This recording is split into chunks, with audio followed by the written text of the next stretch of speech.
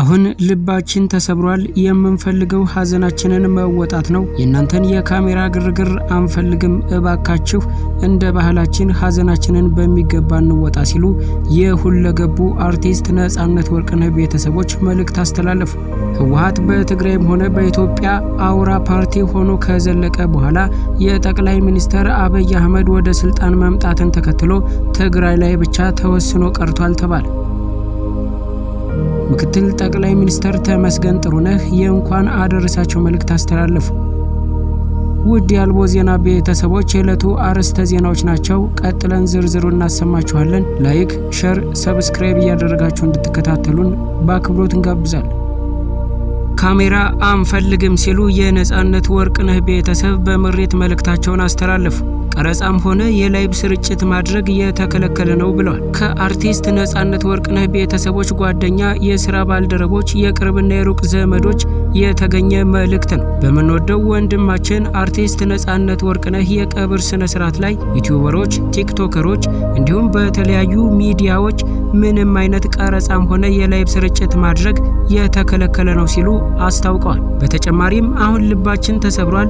የምንፈልገው ሀዘናችንን መወጣት ነው። የእናንተን ካሜራ ግርግር ዛሬ አንፈልግም። እባካችሁ እንደ ባህላችን እንደ ወጋችን ሀዘናችንን በሚገባ እንወጣው።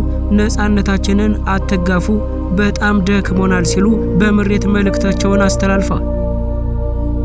እየተቀየረ ያለው በህወሓት ቁጥጥር ስር የነበረ የትግራይ ፖለቲካ ምህዳር በኢትዮጵያ ሆነ በትግራይ ፖለቲካ ታሪክ በጉልህ የሚጠራው ህዝባዊ ወያነ ሓርነት ትግራይ 50 ዓመታትን አስቆጥሯል። ህወሓት በትግራይም ሆነ በኢትዮጵያ አውራ ፓርቲ ሆኖ ከዘለቀ በኋላ የጠቅላይ ሚኒስትር አብይ ወደ ስልጣን መምጣትን ተከትሎ ትግራይ ላይ ብቻ ተወስኖ ቀርቶ ነበር። ላለፉት 50 ዓመታት በኢትዮጵያ ፖለቲካ ምህዳር ውስጥ ዋነኛ ተሳታፊ የነበረው ህወሓት ግንቦት 5 2017 ዓ.ም ጀምሮ ከፓርቲነት መሰረዙን የኢትዮጵያ ብሔራዊ ምርጫ ቦርድ አስታውቋል። የትግራይ የፖለቲካ ምህዳር ከዓመታት ግጭትና የህወሓት የበላይነት በኋላ ትልቅ ለውጥ እያሳየ ነው። በክልሉ አዳዲስ የፖለቲካ ፓርቲዎችና የሲቪክ ተዋናዮች እየተፈጠሩ የረጅም ጊዜ በላይነት የነበረውን የህወሓት የፖለቲካ አስተሳሰብ እየተገዳደሩና ህዝባዊ ውይይቶችንና መስተጋብሮችን እየቀረጹ ነው። ከዚሁ ጎን ለጎን በህወሓት በፌዴራል መንግስትና በተቀናቃኝ የትግራይ የፖለቲካ ልሂቃን መካከል በአስተዳደር በጸጥታና በፕሪቶሪያ የሰላም ስምምነት አተገባበር ላይ አለመግባባት ቀጥሏል። የእነዚህ ትግሎች ውጤት የትግራይን የወደፊት ሚና በኢትዮጵያ ፌዴራላዊ ስርዓት ውስጥ ይቀርጻል። አሁን በምርጫ ቦርድ ተመዝግበው በክልሉ የሚንቀሳቀሱ ከ15 በላይ ፓርቲዎች ግን በህወሓት ተይዞ የነበረውን ፖለቲካዊና ማህበራዊ ምህዳር ለመሙላት እየተንቀሳቀሱ ነው። እነዚህ በምርጫ ቦርድ ተመዝግበው የሚንቀሳቀሱ ፓርቲዎች ብቻ ሳይሆኑ ገና ምዝገባ ያላካሄዱ ደግሞ 4 ያህል መኖራቸውም ቢቢሲ ያነጋገራቸው የፖለቲካ ፓርቲ ኃላፊዎች ይናገራሉ። ቢቢሲ በክልሉ የሚንቀሳቀሱ ፓርቲዎች ቁጥር እየበዛ የመጣበትን ምክንያት የጠየቃቸው የባይቶና ምክትል ሊቀመንበርና አቶ ዮሴፍ በረሃ የትግራይ ህዝብ ራሱን በራሱ አስተዳድሮ እንደማያውቅና ከአንድ አካባቢ በተውጣጡ ሰዎች ይጨቆን ነበር ይላሉ።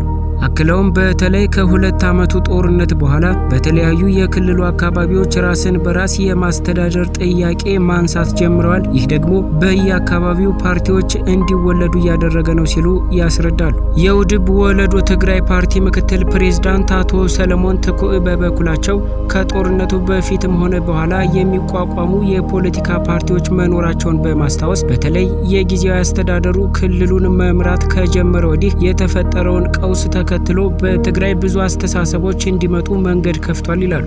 አቶ ሰለሞን በትግራይ የተለያዩ አቋም የሚያራምዱ ኃይሎች እየመጡ መሆናቸውንና ይህንንም ህወሓት እንዲሁም ህዝቡ እየተረዳው መሆኑን ይጠቅሳሉ። ብዙ ፓርቲዎች የተለያዩ ፕሮግራሞችንና የተለያዩ አስተሳሰቦችን ይዘው መጥተዋል።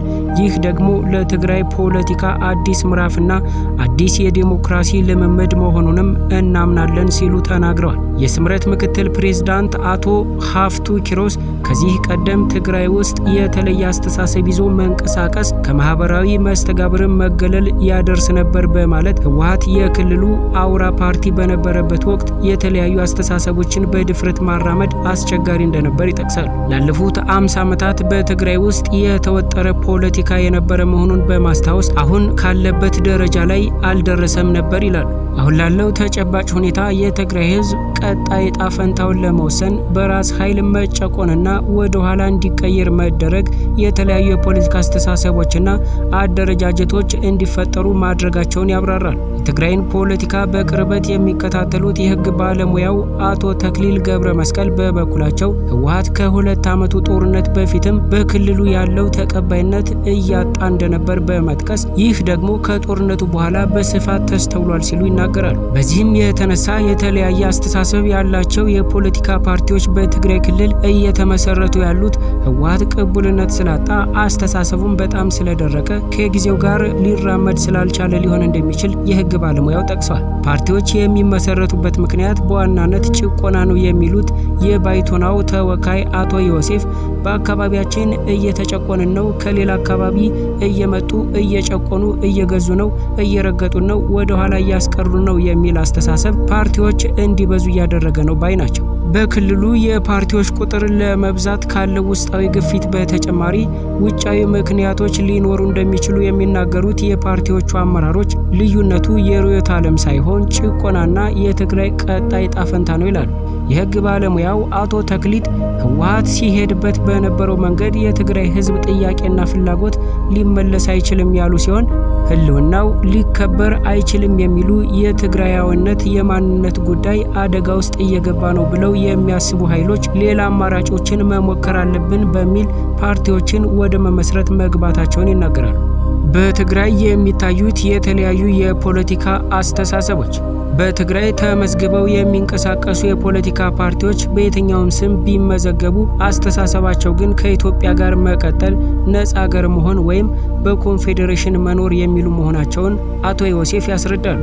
አቶ ተክሊት ቁጥራቸው ትንሽ ቢሆንም ከኤርትራ ጋር አንድ መሆን አለብን ብለው የሚያስቡ መኖራቸውንም ተናግረዋል። አሁን በክልሉ ተመዝግበው የሚንቀሳቀሱት ከ15 የማያንሱ ፓርቲዎች በየትኛውም ስም ቢደራጁም እናሳካዋለን የሚሉት በክልሉ የስርዓት ለውጥ ማምጣትን የሚለው ዋነኛ ተልኳቸው ነው። የባይቶናው አቶ ዮሴፍ ከስርዓታዊ ለውጥ በኋላ ህዝቡ ራሱን በራሱ የማስተዳደር መብት ሲጠበቅለት እነዚህ ፓርቲዎች እየተሰበሰቡ እንደ መሄድና ምናልባትም ከብዙ ወደ 3 ሊመጡ እንደሚችሉ ያምናሉ። በትግራይ ፓርቲዎቹ አሁን እየተመሰረቱ ያሉት ርዕዮተ ዓለምን መሰረት አድርገው አይደለም የሚሉት የፖለቲካ ፓርቲው አመራሮቹ ልዩነት ምንድነው ሲባል አንደኛው የትግራይ ቀጣይ ዕጣ ፈንታ ላይ ያለ ልዩነት ነው፣ ይሄ ቋሚ ነው ብዬ ነው የማስበው ይላሉ የባይቶናው ሊቀመንበር። ትግራይ ራሷን የቻለች ሀገር መሆን አለባት ብለው የሚያምኑ ፓርቲዎች አሉ።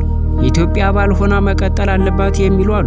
ሶስተኛ አማራጭ ይመጣል ብዬ የማስበው ትግራይ በኮንፌዴሬሽን ከኢትዮጵያ ጋር መተሳሰር አለባት የሚል ኃይልም ሊኖር ይችላል ሲሉ ያብራራሉ። አቶ ተክሊት እነዚህ አስተሳሰቦች በህወሓት የበላይነት ተጨፍልቀው ተይዘው የነበሩ መሆናቸውንና አሁን የኃይል ሲዳከም እነዚህ ሀሳቦች መድረክ ማግኘታቸውን ገልጸዋል። ለዚህም በትግራይ የተፈጠረው የአስተሳሰብ ልዩነት የህወሓት መዳከምና የፖለቲካ አስተሳሰቡ ተፈትሾ ወድቋል ብለው ስላመኑና ከውጭ የሚመጣ ግፊት ነው ብለው እንደሚያስቡም 3 ምክንያቶች አቶ ተክሊል አስቀምጠዋል። በትግራይ የሚንቀሳቀሱ ፓርቲዎች በምን መልክ ወደ አንድ ይመጣሉ የሚለው ራሳቸው ፓርቲዎቹ ይመልሱ የሚሉት የስምረት ኃላፊው አቶ ሀፍቱ ወደ 2 እና 3 ትልልቅ ፓርቲ መሰባሰባቸው እንደማይቀር ያላቸውን እምነት ተናግረዋል። የምክትል ጠቅላይ ሚኒስትር ተመስገን ጥሩነህ የእንኳን አደረሳችሁ መልእክት። እንኳን ለ2018 ዓመተ ምህረት የከተራና የጥምቀት በዓል በሰላም አደረሳችሁ። ጥምቀት ፍቅርንና ትህትናን የምንማርበት ልዩ በዓል ነው። በሰማይም በምድርም የከበረው ኢየሱስ ክርስቶስ ዝቅ ብሎ በፍጡርና በአገልጋዮች ተጠመቀ። ኢትዮጵያ የልጆቿን እርስ በርስ መፋቀር፣ በአንድነትና በአብሮነት መኖር ዘወትር ትሻለች። ፍቅር ኃይላችን፣ አቅማችንና የአንድነት ካስማችን ነው። ኢየሱስ ክርስቶስ መምህር ትህትና ነው። በጥምቀት ፈጽሞ ያሳየን የትህትና አምላክነቱን ነው። በፍጡሩ የሁሉ ባለቤትና ንጉሥ ሆኖ ሳለ በአገልጋዩ በዮሐንስ እጅ መጠመቁ ትሕትናን ሊያስተምረን ነው። እኛም ትሑታን ልንሆን ያለንበት ቦታ፣ የሀብት መጠን፣ የዝና ልክ፣ የኃይል ጥንካሬ ሳይወስነን ዝቅ ብለን ሕዝባችንን ልናገለግል ያስፈልጋል። ኢትዮጵያ አሁን የሚያስፈልጋት ጭቃ ነክተው አፈር ረግጠው አቧራዋን አራግፈው ወደ ልዕልና ለማሻገር የሚሰሩላት ነው። ኢትዮጵያ በትጉሃን ልጆቿ የብዙ ዓመታት መከራዋን እየገፈፈች ስር የሰደዱ ችግሮቿን እየፈታች ወደ አዲስ ምዕራፍ በመሻገር ላይ ትገኛለች። ከዕዳዋ የሚልቀውን ሀብቷን እየገለጠች ወደ ምንዳ እየቀየረች ነው። የጥምቀት በዓል ኢትዮጵያ በአደባባይ የምትደምቅበት ውድ ጌጧ ነው።